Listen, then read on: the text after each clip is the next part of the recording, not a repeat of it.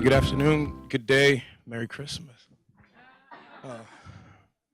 It is a pleasure to be here. It's a humbling pleasure, but it's also so taxing. It's so taxing. It's so spiritually draining to hear stories that you relate to, that you know, because I tell this story so often and I tell it so frequently. And I'm grateful to be invited to the discussion, but at the same time, it rips me apart to be a part of this discussion, because we have to have this discussion, and it's so painful. I came home December the 22nd, 2008, after being awarded a commutation from then President George W. Bush. I was sentenced to 168 months in federal prison in 2000 for a first-time nonviolent drug offense, particularly that had to do with liquid cocaine, 14 kilos of it.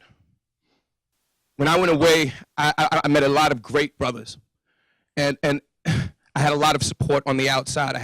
So I had faith, love, and resources on both sides of the wall. And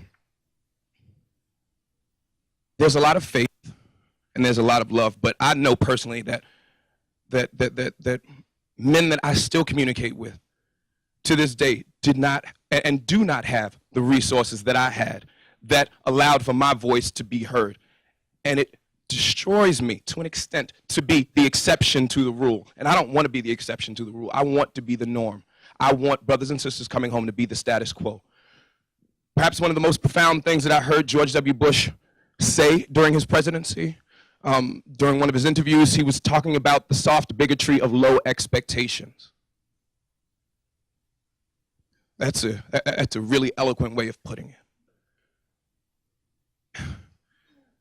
I did not, and I'm going to be really, really quick. I'm just going to tell a very, very brief anecdote that talks about the soft bigotry of low expectations. And I'm going to pass this mic, because I know we have a lot of voices to hear. And so I went to NYU for about 6 months before dropping out and jumping into the music industry head first, where I met with tremendous success, and then I didn't, and then I committed my crime, and I made my mistake, and then I went to prison.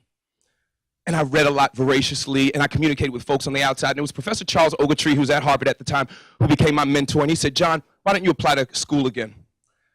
So I said, "What school should I apply to?" He said, "Apply to Harvard."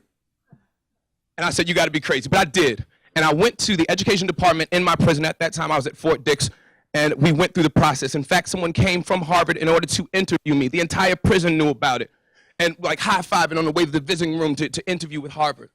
To cut that story short, I did not get accepted into Harvard. And I called up Professor Charles Ogletree, and I said, "I went through the process. I did not get into Harvard." He said, "All right, well, we're going to try again." And we tried again. So I applied to the London School of Economics. And I went to the education department again, and I said, "I didn't get into Harvard, but I'm applying to LSE." And the woman looked at me, and she said, "Maybe you're aiming too high. We've got a community college down the street that can give you an HVAC certification, and then you can do, and perhaps that will be good enough." And I said, "With all due respect, ma'am, is that what you would tell your children?"